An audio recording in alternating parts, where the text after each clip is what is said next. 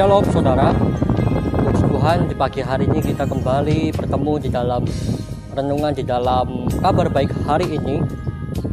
Bapak Ibu Saudara, Tuhan Yesus datang di dunia ini tentu saja bukan untuk meniadakan atau menghapus hukum Taurat, tetapi Tuhan Yesus datang ke dunia ini untuk menggenapi hukum Taurat, yaitu dengan hukum kasih.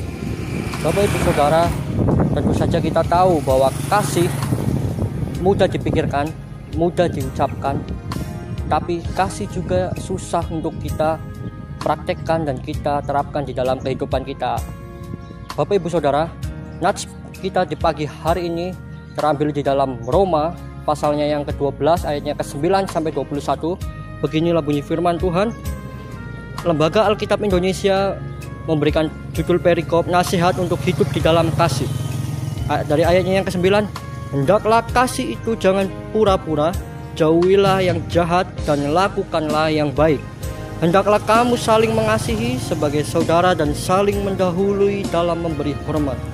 Janganlah hendaknya kerajinanmu kendor, biarlah rohmu menyala-nyala dan layanilah Tuhan.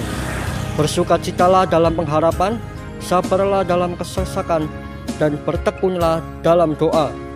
Bantulah dalam kekurangan orang-orang kudus, dan usahakanlah dirimu untuk selalu memberikan tumpangan. Berkatilah siapa yang menganiaya kamu, berkatilah dan jangan mengutuk. Bersukacitalah dengan orang yang bersukacita, dan menangislah dengan orang yang menangis. Hendaklah kamu sehati sepikir dalam hidupmu bersama-sama. Janganlah kamu memikirkan perkara-perkara yang tinggi, tetapi arahkanlah dirimu kepada perkara-perkara yang sederhana. Janganlah menganggap dirimu pandai, janganlah membalas kejahatan dengan kejahatan. Lakukanlah apa yang baik bagi semua orang. Sedapat-dapatnya kalau hal itu bergantung padamu, hiduplah dalam perdamaian dengan semua orang.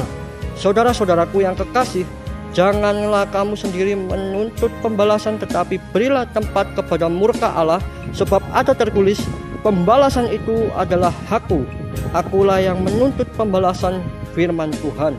Tetapi jika seterumu lapar, berilah dia makan, jika ia haus, berilah dia minum. Dengan berbuat demikian kamu menumpukan bara api di atas kepalanya.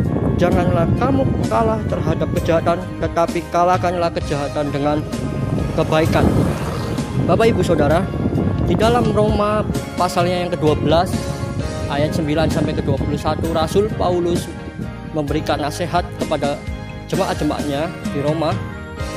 Ada beberapa hal di sini, saya menemukan 10 hal nasihat tentang kasih dari Rasul Paulus kepada jemaat di Roma, yaitu yang pertama, jangan dengan pura-pura, artinya atau munafik. Yang kedua, saling mengasihi antara manusia. Yang ketiga, mendahului dalam memberi hormat. Keempat, membantu orang-orang yang berkekurangan. Kelima, memberi tumpangan.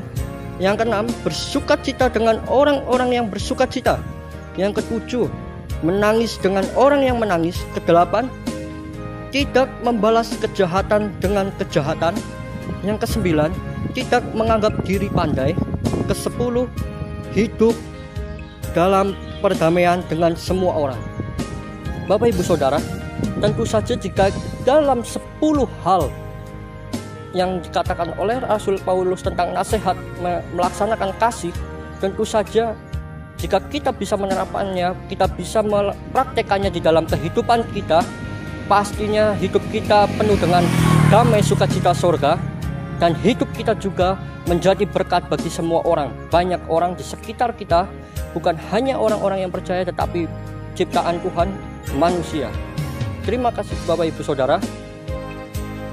Teruslah belajar di dalam hidup di dalam kasih, dan berlombalah menjadikan kasih di dalam kehidupan kita. Amin. Tuhan Yesus memberkati. Shalom.